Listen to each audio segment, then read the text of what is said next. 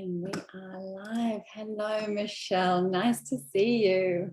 Hi, Alexis. How are you? I'm really well. Thank you so much for joining us, especially knowing you're in transit. Can you tell us where you are at the moment? Yes, I'm in transit. I am at the Canberra airport with my very cool earphones that I've just purchased. Very, very cool. Yes. Yeah. Thank you for indulging me on that. So I'm prepared for overhead announcements and all things going wrong. But other than that, I'm here and I'm excited to be here. Well, we are stoked to have you along, especially knowing you've had a big full weekend learning about how to work with couples. We are fortunate enough tonight to have Michelle Janssen speak to us on Gottman techniques. Gottman is, they are a couple who are very well known in the relationship space. They're probably considered, I would say, the mother and father of relationship therapy. And they've done longitudinal research, which you can dip into. They worked with a lab. They called it an apartment lab, and they did some amazing research, including using quite serious quantitative data around collecting cortisol levels, and they used these couples to work out the formula. This is my understanding. Please correct me if I'm wrong. No, you're on the right track. Absolutely. Yeah, a formula for what makes a relationship successful over the long term. Have you got anything to add to that as an introduction? Yeah, well, I think you've explained it beautifully, but yeah, it's steeped in over 50 years of research. So they started in the early 1970s in the love labs, like where they had real couples strapped to devices to measure their heart rate. They took urine samples, they took blood samples, like all manner of very scientific things to test stress, to test the way that people spoke to each other. There's our first overhead announcement. We can pause whenever it happens and gaze longingly at each other. Yes, I'm enjoying it. It's deeply steeped in this very scientific basis. And then Julie Gottman, so John Gottman's wife, she's a clinical psychologist. She came along and they've developed really clear practical strategies and interventions for being in a long-term relationship. Some of that we'll go into today. But basically, the thing that I like about it the most is that it's really steeped in that research. So it's not just picking something out of the hat and hoping it works. It's so couples can know that when they come to this, it's been working for a really long time. Yes, and the benefit of a longitudinal research, from my understanding, is it's not just things that work short term. We really need to be knowing what's going to work over decades, when it comes to relationships. And that's quite unique because it's obviously expensive and time consuming and arduous. So they really have contributed a huge body of work to the area of relationships. So I'm stoked to have your brain to pick because it's such an interesting area. Listeners, please feel free to post any questions for Michelle. If you have things happening in your relationship you would love to have some input on, please do post those. We'll be checking in and responding to your comments at about 10 to 6. So the next step is really, before we get on to the more specifics around couples bringing babies home, perhaps we could talk more broadly about relationships generally. I'm really interested in, how do you know when a couple comes to you, do you have any sense of whether there is a high rate of success in their working with you, or whether they really are going to move apart, or is that just by the by not even important? I'm interested in your experience there. I think that if we're going from the Gottman research, so I think he can predict with over 90% accuracy when he's studied couples whether or not they will divorce. Wow. So he's a bit of a wizard in that, a wizard based in science in that way. And That's not something that I do, so I don't sit there and predict and do that sort of thing. But the idea is that we can have these really clear things that can predict a relationship not working. Okay, like what? So Gottman, in a very dramatic sense, calls them the 4 horsemen of the apocalypse. So those are some key things that are clearly identifiable when we come into session. And basically how we start that off, before I go into that part of it, is the thing about the sessions that I do through the Gottman framework. There's a clear assessment framework. So the first few sessions are really thorough in identifying the couple's relationships, strengths, weaknesses. And we do that through an individual session first up together. Then we do a really thorough Gottman questionnaire. So it goes through all of those things to identify how the couple talks to each other, whether they have children, how do their conflicts go usually, all different areas of the relationship, how they respond to arguments, how they respond to stress. And it's a really thorough questionnaire process that I do with them. It takes about 2 hours to fill out. So I'm upfront with couples about that straight up, the full-on process. And then I talk to the couples each individually before we start the process of applying interventions. So I suppose it's in those first few sessions and through that questionnaire that we start to identify, okay, what stage is this couple at? You know, have they been together for years and years and years? If they've never sought help? Have they just started off in their relationship journey? Are they a couple of years in and just wanting to tune up their friendship skills a bit? But to track back to those 4 horsemen of the apocalypse. So basically they're things that what happens in a fight. So there's defensiveness, criticism, contempt, and stonewalling. So those 4 things, I know Rachel has talked about those 4 things a lot in these, and also she's done some YouTube videos on the North Brisbane Psychology page if you wanted more in-depth information about it. But basically it's those 4 key things that we can listen to as therapists and hear in the way that couples are speaking to each other. So, you know, criticism is, of course, you know, the verbal attacks. Contempt is the idea of being, you know, quite insulting to your partner or superior. There's this air of superiority that you might convey within an argument or a difficult conversation. Stonewalling, typically men tend to do this, but women can do it too, the withdrawing from the conversation. And then defensiveness, so sort of coming at it with a bit of a victim mentality, but also just, oh, well, you do this as well, you know, that kind of concept. So having those things present can be indicative of a relationship not going well, and needing some different kinds of skills and approaches to be able to step out of those habits. It doesn't mean doomsday, but if left unattended, then often it can spell trouble for the relationship. Okay.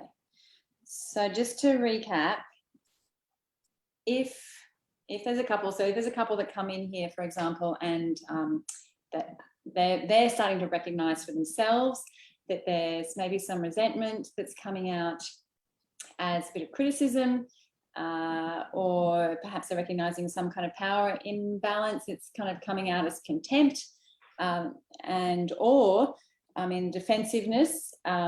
That's a tough one to avoid, you know, taking things personally, or, you know, if a couple is recognizing that somebody else is withdrawing, that they might potentially come to you for one of these assessments, which is a 2-hour questionnaire to have a look at how the relationship's going and how we manage conflict, what kind of strategies you might help us with to overcome these patterns. Is that what you're talking about, Michelle? Does that help people to build? Yeah, absolutely. And indulge us with our lovely announcements again. But yeah, certainly. So if someone's experiencing those things within their relationship and communication, of course we address that. Yeah, we can hear you, by the way, even when they're talking. Your face is Okay, good. I'm just breathe. going a bit slow. No, go for it. So certainly that can be, but couples can come in for a myriad of reasons, and there's things that go on around that, like why somebody's reacting in a certain way or fighting in a certain way, and that speaks to things like getting flooded in an argument, not having particularly good self-soothing skills, emotional regulation skills, that sort of thing. So there's a lot surrounding those four key things, but certainly, when couples are in trouble, you do see a fair bit of that. Okay. And then after that initial session and the assessment, what normally happens then? What kind of structure do you use to help a couple come back together again? It depends on the couple. It depends on where they're at. So the really great thing, though, about the assessment process is that even though some couples have said to me, this process feels a bit slow, we really want to dig into our issues, and it can be a little bit jarring at the start because, I've been to counselling, I've, counselled a lot of people, and you have this vulnerability and this sense of let's get into our issues, please. But I think that with the assessment process, what it does is that I then have very clear interventions specific to the couple. So usually at about that fourth or fifth session mark, I'll say to the couple, look, here are the results, here's what's really working, here's some things that we might need to work on, and here are some suggested interventions. Usually where we start off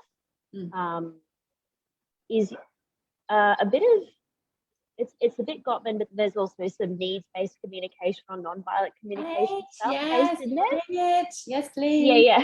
I knew you'd love that. And so basically that's really just drilling down to people actually listening to each other, that sort of thing, which sounds so basic. But it's amazing to watch. I've experienced this in my own couple sessions, in my own life as well, just how much people just talk over each other and just miss each other. So it's really, even though we might have specific interventions for a couple, I'll often start foundationally somewhere like that. So you're very basic, being able to say, I feel, really specific feeling about what, so observations, and I need, and then depending on where the couple's at, like how much state of distress they're in, then we'll add the requests as well. Yes. Around, can I get you to do this for me? And then we talk back and forth about that. We also start to work on what Gottman calls love maps, if that's needed as well. And that's the foundational part of the work.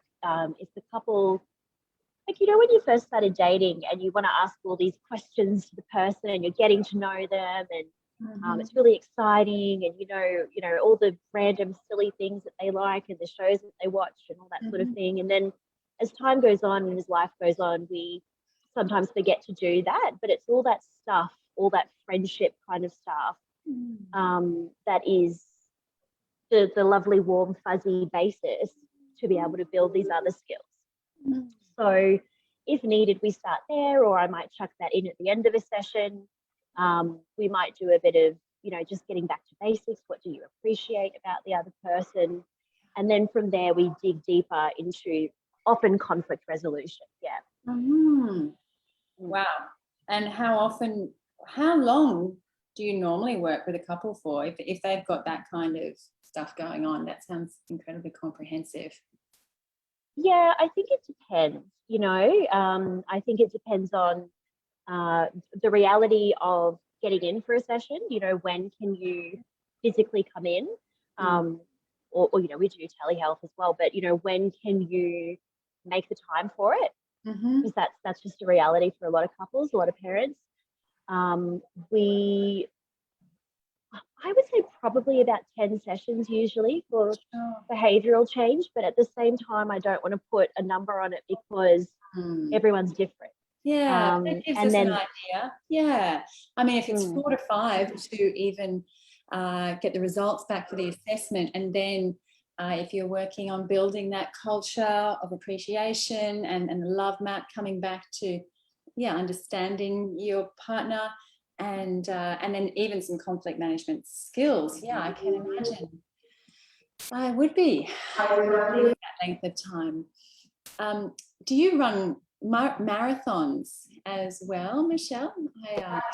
I haven't done that yet, no, but I know that that's something that a few of the therapists at North Brisbane psychologists do as well. So it's that concept of 2 days of intensive therapy where I think it's 4 or 5 1.5 hour sessions, and you dedicate that chunk of time to the relationship. I think that, you know, it might not be for everyone, but for time for couples in particular, it's really carving out, you know, this very intensive amount of time where it's all about you as a couple. And I think that can be really productive for a lot of couples. Yeah. And you've just finished a training in bringing baby home, is that right? Yeah, so I've been doing my own training for 2 days. It's exhausting. Tell us some more. Yeah. So why do you think it's such a vulnerable time for couples? Yeah, this window of time in the postnatal period. Yeah, what is that about? What makes it extra tentative? I think it's many things. So I just done, it's called Bringing Baby Home. So it's a train the trainer workshop. So I can now go and work with couples in a workshop context. So it's psychoeducation around becoming parents, the transition to parenthood, and thinking about, you know, the huge philosophical shift that is in a relationship. It's not a parenting program as such. It's not this is what you need to do with a baby. But if you think about it this way, and I know most of my answers are quite long-winded, but I get to the point eventually. No, I'm here to learn. This is gorgeous. Take as long as you like. And something that I've really taken away from it, when you think about that transition and why it's such a vulnerable time. I mean, of course, there's the, you know, pregnancy, hormones, potential birth trauma, you know, like all those things that I think a lot of women know. And that's done really quite beautifully, generally speaking, you know, with midwives, hospital at home care, with all the help that's out there. So what this program is about the couple's relationship and making sure that they're still connected and supporting one another. So when you think about it, you know, we focus on the baby shower, the buying the right pram, getting the car fitted with the car seat, what's the nursery going to look like, which are all really, really important things. But then we bring the baby home, and I've heard so many of my friends say this, like, why did they let us take this thing home? I don't know what to do with it, you know? So this is really focusing on the after part. So, of course, naturally we expect to be sleep deprived, there's body changes, there's all these new and wonderful but really exhausting things that are new stresses that your relationship has probably not had before. So what the course looks at is, okay, what's the state of your friendship at the moment with each other? How do you talk to one another? How do you do fighting? You know, how do you do difficult conversations? Yes. And it's something to think about before the baby comes, or you know, the program looks at, you know, up to 3 as well if you're in that new parent stage. But it's all that stuff that if that's not functioning before the baby's, you know, there, then add all the stress of the things that I just mentioned. My goodness, like it's just recipe for disaster. And all of those things that, you know, parents talk about, like particularly mothers feeling isolated and unsupported, fathers don't know what to do to help. So the focus of this is to really hone in on that. So how can dads be supportive? How can they help? What can they do, even though physically, generally speaking, they're not the ones going through this intensive process that changes things? Yeah. So yeah, there's so much in there just about building, you know, your emotional bank account with your partner, so to speak, and yes, drilling down to needs. I'm so delighted to hear that Gottman have focused in on this period. When I did my Masters of Public Health, it became really obvious to me. I'm sorry, I've had a very big day myself. My brain is a little slower than usual, but it became really obvious that, you know, if we're going to look at a critical life period, which is a point that's going to have a massive bearing on the long-term wellness of one individual, being the child, but also two more individuals, being the parents, and then of course the extended family, even around the child. These critical windows, they're kind of key leverage points where if we can, as you say, if we can be preventative and get in early and put some really fundamental structures in place to facilitate a smoother transition, that's going to have a really significant bearing on that family, therefore the community. I mean, in terms of public health, which is my thinking, population level health, let's hone in on birth. So I then did my master's in, it was an analysis, a thematic analysis of a number of birth stories, but it ended up being about birth trauma because so many of the stories we heard were rife and from all different perspectives, you know, constant nausea leading to significant dysfunction in pregnancy, to you know, loss of child or difficulty breastfeeding. That there's just so many variables in the mix. That's one thing that comes up as you're talking. I'm so glad that there is a focus on this, because I was surprised that so many issues are still happening, and postnatal depression, for example, is just such a clear example that we're really not addressing the structural issues that underlie the lack of support during this phase. And to empower couples is key, not only, as I said, on this broad level, but also, I mean, anyone who's been to a therapist knows that inevitably, if we're going to dig in deep, we're going to go back to our own parenthood. So let's work with the parents and prevent passing on any trauma, intergenerational trauma, to our little ones. Like, it all starts in that very critical window.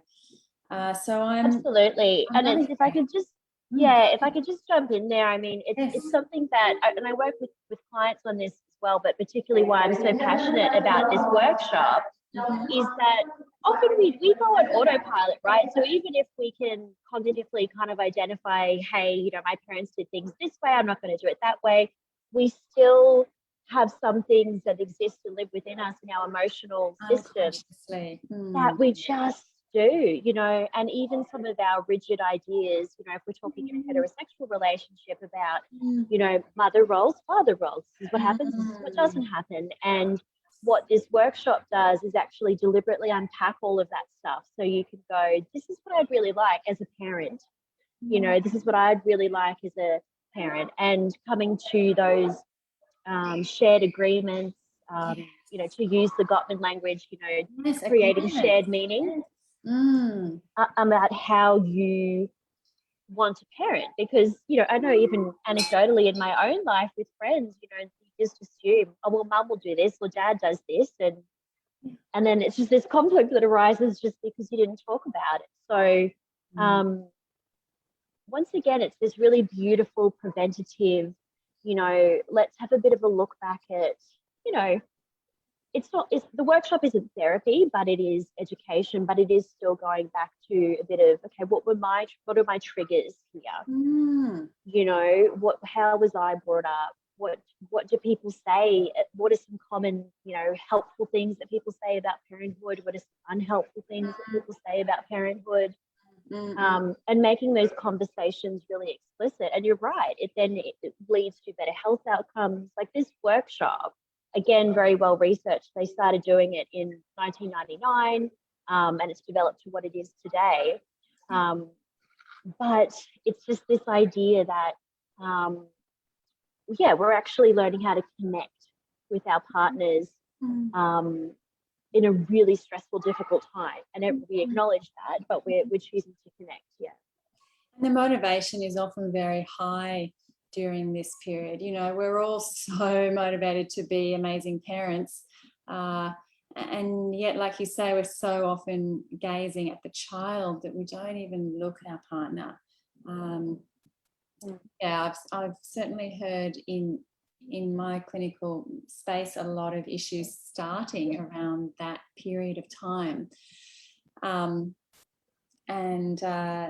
Yeah, I'm loving hearing this, you know, about this opportunity to create these shared agreements and to do it consciously. How do I want to parent? What role do I want to play as a mother? What is my role as the feminine role model here? And how can I do this consciously? How can I bring into awareness, often through really simple measures, like you say, listening, inquiring, checking. When I say, you know, when I say I value something, what does that actually mean, that I value it? Do I give it time? Do I give it energy? Do I give it money? Yeah, what it's just making sure that we're talking about the same thing. Really, it reminds me that we could just be communicating 24/7 and we still have so much to learn. So I'm so glad that you've entered into this space and that I have somewhere to send my couples, and really glad to hear how it works as well, so that our listeners know what to expect when they come to see a relationship therapist. You know, it's not going to be hugely confronting. I mean, there will be aspects of it, but for them to know, okay, well, what actually does happen, I think that's really valuable, especially for someone who may not have entered into therapy before. Absolutely, and it's something that I'm super passionate about. I know that it's difficult work, but in my view, it's also magical work. You know, it's a bit, coming into therapy, doing workshops like this, it's not a bad thing. You know, it doesn't mean that your relationship is broken. It's creating this huge positive ripple effect on your life, your partner's life, your child's life, if you have them or choose to have them. And I just, feel so passionately about saying that it's not a big scary thing that people think it is. It's confronting, but it doesn't need to be scary. Definitely. Now, excuse me for being slightly distracted here, but I've realised we've gone over my time. I said I'd check in. Mia has said she's interested to know how Gottman theory reflects outside of romantic relationships. How does it impact friendships and family relations? I think a lot of the principles still apply, you know, knowing how to communicate your feelings and needs, probably the primary one. Mm-hmm. I spend a lot of time with couples on that, just drilling down to what's the actual need here, and just being able to listen. So if you just Google Gottman speaker listener or NVC speaker listener, something like that, you can see the frameworks for this, and you can use this at work, with you know, friends, with anyone in your life, to really practice listening. So in session, we literally take, you know, here's a speaker, here's a listener, you each have 5 minutes, we each have 10 minutes. One of you sums up the other's subjective reality. It doesn't mean that you agree with that person, but you just actually want them to be heard. Because really, at the end of the day, that's all of us want, no matter whether we're in a romantic relationship, whether it's friends, our mum and dad, our work colleagues. We just want to be, you know, seen and heard and validated. And just the huge shift that can create in a relationship of any kind is certainly applicable. But so many things, love maps, knowing your kids, knowing their interests, you know, the important people in your life, conflict resolution, knowing about, we haven't really talked about it too much, but self-soothing, emotional regulation, gosh, appropriate in every aspect of life. Isn't it? Because any relationship has skills and qualities that can translate to any other relationship. And I happen to know Mia is a very precious member of the community that meet here at the Graceful Bowls Club on a Sunday, the last Sunday of the month we meet. And so we practice exactly as you've described. Well, as you know, in NBC, it's called a dyad. And it's probably the number one thing that I recommend for anyone to incorporate in their lives. And it does require two people agreeing to put aside just an equal time, but even that can be a short thing. The value of a diet is immensely valuable. So we're actually at time, but I'd love to have you back on the show again. Really beautiful topic. It'd be wonderful to see that this conversation reaches couples who are about to become a family. So if any of our listeners do know couples who are going to have a child sometime soon, please do forward the link, because they may not be aware that there are options for learning skills. I mean, we're talking about really practical skills to apply in daily life that can influence your child's wellness, their mental wellness long term, and your own. Absolutely. And just to finish off, I mean, the outcomes of these studies, like, it showed a reduced rate of anxiety and depression for both mums and dads for couples who took this workshop or who did this work. So, you know, that to me is all it needs to take to sell it. Like, it's gold. It's worth its weight in gold. Isn't it? Evidence. Well, thank you, Michelle, and enjoy your Sunday evening. And just a few little what's coming up. Rachel and I are running an emotional intelligence workshop. It's 3 Sundays, and we'd love to have you guys in person, in the flesh. And then keep your eyes peeled for the retreat coming up at Stradbroke Island. That's from the 18th to the 22nd of November. I'd love to chat with you more about those opportunities too, Michelle, because the more of us that collaborate, the better. So yes, please, let's stay in touch. And of course, everyone is welcome at our last Sunday of the month, our practice group in nonviolent communication, where we do literally get together in a really simple, inclusive space. We touch base with each other, and then we share these skills of listening and speaking. Please come along. Anything else? Beautiful. Thank you so much. No, thank you so much. I've really enjoyed it. And absolutely, if you're an expecting couple, or you're a couple who's thinking about doing this work, you know, do some research, check out the North Brisbane Psychologist page. It's definitely well worth it. Very, very passionate about it. Yes, it shows. Thanks, Michelle. We'll see you again. Thanks, Alexis. Bye. Okay, bye everybody.